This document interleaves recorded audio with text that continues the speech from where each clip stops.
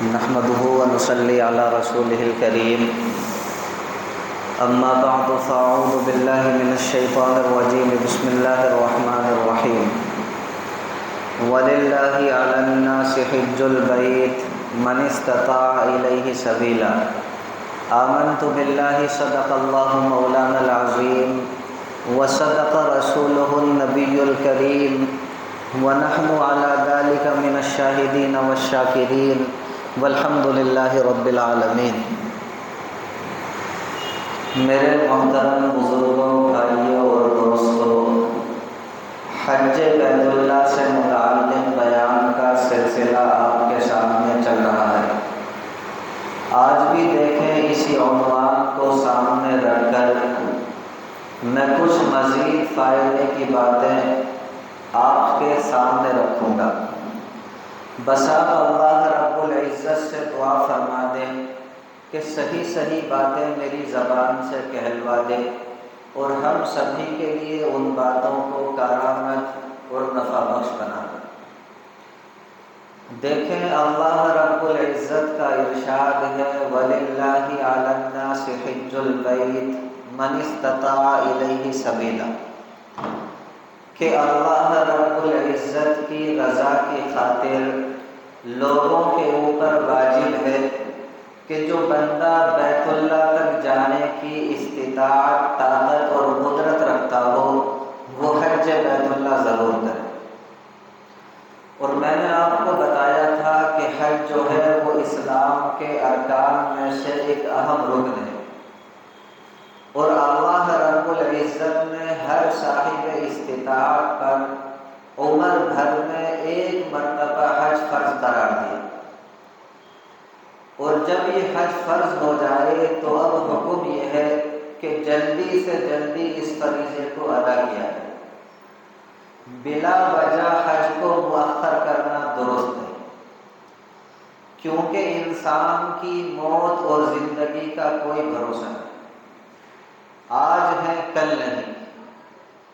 اس لیے اگر حج فرض ہونے کے باوجود حج کرنے سے پہلے انسان اس دنیا سے چلا گیا تو یوں سمجھ لیجئے کہ اس کے ذمے ایک بہت ہی بڑا فریضہ باقی رہ گیا۔ اس لیے جب یہ حج فرض ہو جائے تو جلدی سے جلدی اس فریضے کو ادا کرنے کی فکر کرے اور کوشش کرے۔ لیکن بڑے ہی افسوس کے ساتھ یہ بات میں آپ کے سامنے کہہ رہا ہوں کہ آج کل ہم لوگوں نے حج بیت اللہ ادا کرنے کے لیے اپنے اوپر بہت سی شرطیں عائد کر لی، یعنی اپنے اوپر کچھ ایسی پابندیاں لگا لی ہیں جن کی شریعت کے اندر کوئی اصل و بنیاد نہیں۔ ہمارے بعض بھائی یہ سمجھتے ہیں کہ جب تک ہمارے دنیاوی مقاصد پورے نہ ہو جائیں، مثال کے طور پر جب تک ہم اپنا مکان نہ بنا لیں، جب تک ہم اپنی دکان نہ بنا لیں، جب تک ہم اپنی بچیوں کی شادیاں نہ کر لیں، اس وقت تک حج نہیں کریں گے۔ یہ خیال میرے پیارے بھائیوں بالکل غلط ہے۔ بلکہ یاد رکھیں جب انسان کے پاس اتنے پیسے ہوں، اتنا مال ہو جس کے ذریعے سے وہ حج بیت اللہ ادا کر سکے، یا اس کی ملکیت میں سونا چاندی زیورات ہیں اور وہ اتنے ہیں کہ اگر ان کو بیچا جائے تو آسانی سے اتنی رقم وصول ہو سکتی ہے جس کے ذریعے سے حج بیت اللہ ادا ہو سکے، تب بھی سمجھیے اس بندے کے اوپر حج فرض ہو گیا۔ اور ابھی میں نے آپ کو بتایا کہ جب یہ حج فرض ہو جائے تو پھر اس کو کسی بھی چیز کے انتظار کی کوئی ضرورت نہیں۔ لہذا یہ سوچنا کہ ہمارے ذمے بہت سارے کام ہیں، ہمیں اپنا مکان بنانا ہے، ہمیں اپنی دکان بنانی ہے، ہمیں ابھی فلیٹ لینا ہے، ہمیں ابھی اپنی بچیوں کی شادیاں کرنی ہیں، اگر ہم یہ پیسے حج بیت اللہ کی عبادت پر خرچ کر دیں گے تو پھر ان کاموں کے لیے پیسے اور رقم کہاں سے آئے؟ یہ میرے پیارے بھائیوں فضول خیالات ہیں اور فضول سوچ ہے، بلکہ یاد رکھیں اللہ رب العزت نے اس حج بیت اللہ کی یہ خاصیت رکھی ہے کہ آج تک اللہ رب العزت کے فضل و کرم سے کوئی ایک بندہ بھی حج بیت اللہ ادا کرنے کے نتیجے میں مفلس نہیں ہوا، کوئی ایک بندہ قلاش نہیں ہوا، کوئی ایک بندہ فقیر نہیں بنا۔ اللہ رب العزت نے خود قرآن مقدس کے اندر ارشاد فرمایا لیشہدوا منافع لہم، کہ ہم نے یہ حج بیت اللہ فرض ہی اس لیے کیا تاکہ لوگ اپنی آنکھوں سے وہ منافع دیکھیں، لوگ اپنی آنکھوں سے وہ فائدے دیکھیں جو ہم نے حج بیت اللہ کی عبادت کے اندر رکھے۔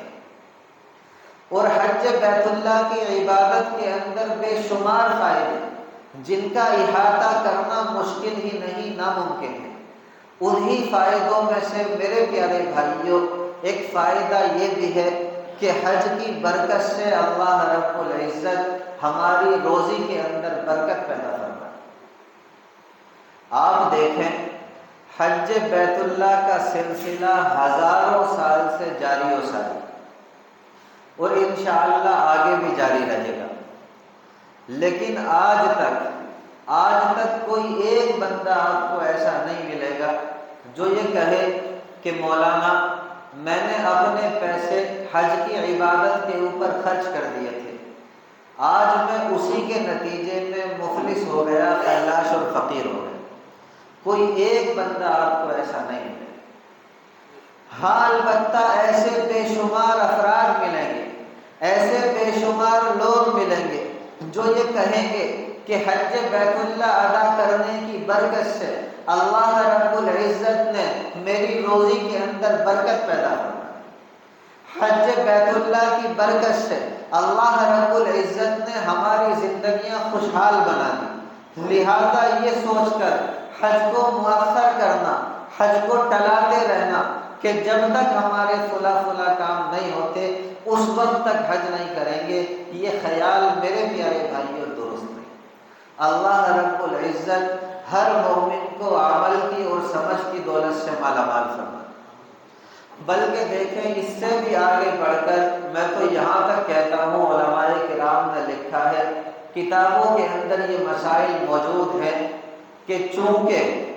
چونکہ مدینہ منورہ کا سفر بھی حج کے ارکان میں سے ہے، فرض و واجب بھی نہیں، لہذا اگر کوئی بندہ مکہ مکرمہ جا کر کے حج کر لے اور واپس آ جائے، مدینہ منورہ نہ جائے، تب بھی اس کے حج کے اندر کوئی کمی واقع نہیں۔ حالانکہ اتنی بات ضرور ہے کہ مدینہ منورہ کی حاضری ایک عظیم سعادت کی بات ہے، اللہ رب العزت ہر مومن کو اس سعادت سے مالا مال فرمائے اور بار بار اپنی زندگیوں کے اندر اس سعادت سے نوازے، لیکن چونکہ مدینہ منورہ کا سفر حج کے ارکان میں سے نہیں، فرض و واجب بھی نہیں، اسی لیے علماء کرام نے لکھا ہے کہ اگر کسی بندے کے پاس، اگر کسی شخص کے پاس اتنے پیسے ہیں کہ وہ مکہ مکرمہ جا کر حج تو کر سکتا ہے لیکن مدینہ منورہ تک جانے کے پیسے اس کے پاس موجود نہیں، تب بھی اس کے ذمہ حج فرض ہے۔ اس کو چاہیے کہ مکہ مکرمہ جا کر کے حج کر لے اور واپس آ جائے، مدینہ منورہ نہ جائے۔ پھر کہتا ہوں کہ مدینہ منورہ کی حاضری ایک عظیم سعادت کی بات ہے، ہر مومن کی ساری زندگی یہ تمنا ہوتی ہے کہ میں نبی اکرم صلی اللہ علیہ وسلم کے روضہ اقدس پر حاضر ہو کر صلاۃ و سلام پیش کروں، وہاں حاضر ہو کر نبی اکرم صلی اللہ علیہ وسلم کی خدمت میں قرآن مقدس کا نذرانہ پیش کروں، لیکن محض اس خیال سے حج کو ٹلاتے رہنا، حج کو مؤخر کرتے رہنا کہ جب تک مدینہ منورہ تک جانے کے پیسے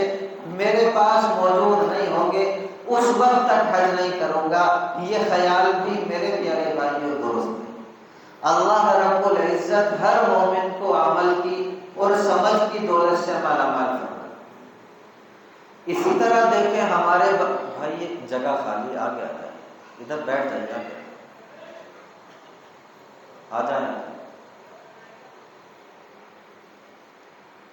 اسی طرح دیکھیں ہمارے بعض بھائی یہ سمجھتے ہیں کہ جب تک ہم اپنے ماں باپ کو حج نہیں کرا دیں گے اس وقت تک ہمارا حج کرنا درست نہیں ہوگا۔ اور یہ خیال تو آج کے دور کے اندر اتنا عام ہو گیا کہ سچی ہم سے بھی حج کے ایام کے اندر دو چار لوگ یہ مسئلہ پوچھ لیتے ہیں۔ وہ کہتے ہیں کہ جی مولانا میں حج پر جانا چاہتا ہوں، لیکن لوگوں کا کہنا یہ ہے کہ پہلے اپنے ماں باپ کو حج کراؤ اس کے بعد خود حج کرو، ورنہ تمہارا حج کرنا درست نہیں ہوگا اور بارگاہ ربانی میں قبول نہیں ہوگا۔ یاد رکھیں میرے پیارے بھائیوں، یہ بھی محض ایک جہالت کی بات ہے۔ یاد رکھیں ہر انسان کے ذمے اس کا فریضہ الگ ہے، اور ہر بندہ اپنے اعمال کا مکلف ہے، اور ہر بندے سے کل آخرت میں اسی کے اعمال کے متعلق پوچھ تاچھ ہوگی۔ لہٰذا اگر ہمارے ماں باپ حج پر نہیں گئے تو کوئی بات نہیں، اگر ہمارے ماں باپ کے اوپر حج فرض نہیں تو کوئی حرج نہیں، لیکن اگر ہمارے اوپر حج فرض ہے، اگر ہمارے ذمے حج فرض ہے تو پھر میرے پیارے بھائیوں ہمارا حج بیت اللہ کے لیے جانا ضروری ہے۔ یہ کوئی ضروری نہیں کہ پہلے اپنے ماں باپ کو حج کراؤ پھر خود حج کرو۔ ہاں البتہ اللہ رب العزت نے اگر آپ کو نوازا ہے تو آپ خود بھی حج کریں، ماں باپ کو بھی کریں، لیکن اگر صرف آپ کے اوپر حج فرض ہے اور اتنے ہی پیسے آپ کے پاس ہیں کہ خود حج کر سکتے ہیں، اپنے ماں باپ کو نہیں کرا سکتے، تو پھر میرے پیارے بھائیوں محض آپ حج بیت اللہ کے لیے چلے جائیں اور اللہ رب العزت سے دعا کریں کہ اللہ رب العزت آگے اتنا نوازے کہ فقط ماں باپ ہی کو نہیں اپنے ہر رشتہ دار کو آپ حج بیت اللہ کے لیے بھیجیں۔ اللہ رب العزت عمل کی دولت سے مالا مال فرما دے۔ ایک اور بات دیکھیں آپ کے سامنے رکھ دوں،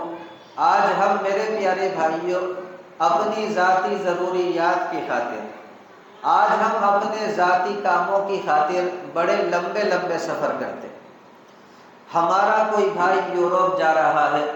کوئی امریکہ جا رہا ہے، کوئی فرانس اور جاپان جا رہا ہے، لیکن اس بات کی توفیق نہیں ہوتی کہ اللہ رب العزت کے گھر پر حاضری دے، اللہ رب العزت کا گھر دیکھائیں، حج بیت اللہ کرائیں۔ یہ میرے پیارے بھائیوں بڑی ہی سخت محرومی کی بات ہے۔ اللہ رب العزت سمجھ کی دولت سے مالا مال فرما دے۔ ایسے انسان کے لیے نبی اکرم صلی اللہ علیہ وسلم نے بڑی ہی سخت وعید ارشاد فرمائی۔ آپ صلی اللہ علیہ وسلم ارشاد فرماتے ہیں، آپ کا فرمان ہے من لم یمنعہ من الحج حاجۃ ظاہرہ، کہ جس بندے کو حج بیت اللہ سے کوئی کھلی ضرورت نہ روکتی ہو، او سلطان جائر، کوئی ظالم بادشاہ بھی نہ روکتا ہو، او مرض حابس، اسے کوئی ایسی بیماری بھی نہ ہو، اسے کوئی ایسا مرض بھی نہ ہو جو رکاوٹ کے قابل ہو، فرماتے ہیں فمات ولم یحج، پھر بھی وہ بندہ حج کیے بغیر مر گیا، تو نبی اکرم صلی اللہ علیہ وسلم ارشاد فرماتے ہیں، آپ نے فرمایا فَلْيَمُتْ إِنْ شَاءَ يَهُودِيًّا وَإِنْ شَاءَ نَصْرَانِيًّا،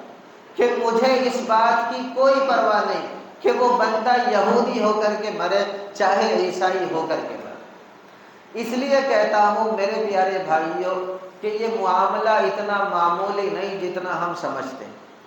آج بھی ہمارے نہ جانے کتنے بھائی ایسے ہوں گے جن پر اس سال نہیں پچھلے کئی سالوں سے حج بیت اللہ فرض ہے، لیکن وہ پھر بھی اس معاملے کو ٹلاتے رہتے ہیں کہ آج نہیں کل چلا جاؤں گا۔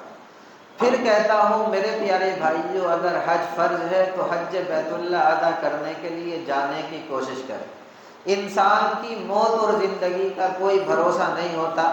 آپ نے اس لاک ڈاؤن کے اندر نہ جانے کتنے بندے ایسے دیکھے ہوں گے جو ہمارے سامنے ہی اس دنیا کو چھوڑ کر کے چلے گئے، اور ہمیں آج بھی یہ یقین نہیں ہوتا کہ یہ بندہ اس دنیا کو چھوڑ کر کے چلا گیا۔ اس لیے اگر اللہ رب العزت نے ہمیں نوازا ہے تو میرے پیارے بھائیوں حج بیت اللہ ادا کرنے کی کوشش کریں۔ صرف ایک چیز ایسی ہے جس کے اوپر یہ حج کی عبادت موقوف ہے، دوسرے الفاظ میں کہیے کہ وہ چیز حج کے اوپر مقدم ہے۔ وہ یہ ہے کہ اگر آپ کے اوپر کسی کا قرضہ ہے تو اس قرض کو ادا کرنا حج کے اوپر مقدم ہے۔ آپ پہلے قرضہ ادا کریں، اس کے بعد حج بیت اللہ کے لیے جائیں۔ اللہ رب العزت عمل کی دولت سے مالا مال فرمائے۔ ایک اور بات دیکھیں، آپ کے سامنے رکھ دوں، آج کل ہمارے بعض بھائی ایسے بھی ہیں، برا نہ ماننا، جو یہ سوچتے ہیں کہ جب بڑھاپا آ جائے گا اس وقت حج کر لیں۔ جوانی میں حج کرنے کی کیا ضرورت ہے؟ حج کرنا تو بوڑھوں کا کام ہے، جب بوڑھے ہو جائیں گے، مرنے کا وقت قریب آ جائے گا، اس وقت حج کر لیں۔ یاد رکھیں میرے پیارے بھائیوں، یہ بھی محض ایک شیطانی دھوکہ ہے۔ ہر وہ بندہ جو بالغ ہو، ہر وہ بندہ جو بالغ ہو اور اس کے پاس اتنی استطاعت ہو کہ وہ حج بیت اللہ کے لیے جا سکے، تو میرے پیارے بھائیوں یوں سمجھیے کہ اس کے اوپر حج بیت اللہ کا ادا کرنا فرض ہے۔ اور ابھی میں نے آپ کو بتایا کہ جب یہ حج بیت اللہ فرض ہو جائے تو جلدی سے جلدی اس فریضے کو ادا کرنے کی کوشش کریں، بلا وجہ حج کو مؤخر کرنا درست ہے۔ اور سچی بات یہ ہے میرے عزیزوں کہ حج تو ہے ہی واقعتاً جوانی کی عبادت۔ جوانی کے اندر انسان کے قوا مضبوط ہوتے ہیں، انسان تندرست ہوتا ہے، ہٹا کٹا مضبوط ہوتا ہے، وہ حج کی مشقتوں کو آسانی کے ساتھ برداشت کر سکتا ہے۔ لہٰذا یہ سوچنا کہ جب تک بڑھاپا نہیں آئے گا اس وقت تک حج نہیں کریں گے، یہ بات درست نہیں، کیونکہ ہم میں سے کوئی بندہ یہ گارنٹی نہیں دے سکتا کہ وہ بڑھاپے تک زندہ بھی رہے گا نہیں۔ اسی لیے کسی کہنے والے نے بڑی اچھی بات کہی، اس نے فرمایا کہ فکر آخرت کی کر، فکر آخرت کی کر آج ہی بے خبر، کل نہ کل، کل کی کل کا بھروسہ نہیں، اور کل نہ آئی کبھی اور نہ آئے گی کل، کل تو کیا ایک پل کا بھروسہ نہیں۔ کر خدا کی عبادت جوانی میں تو، کر خدا کی عبادت جوانی میں تو، کل بڑھاپا تیرے سر پہ آ جائے گا، طاقت دست و پا ختم ہو جائے گی، پھر عبادت کا کوئی بھروسہ نہیں۔ اللہ رب العزت ہر مومن کو کہنے سننے سے زیادہ عمل کی توفیق مرحمت فرمائے۔ وما علینا الا البلاغ۔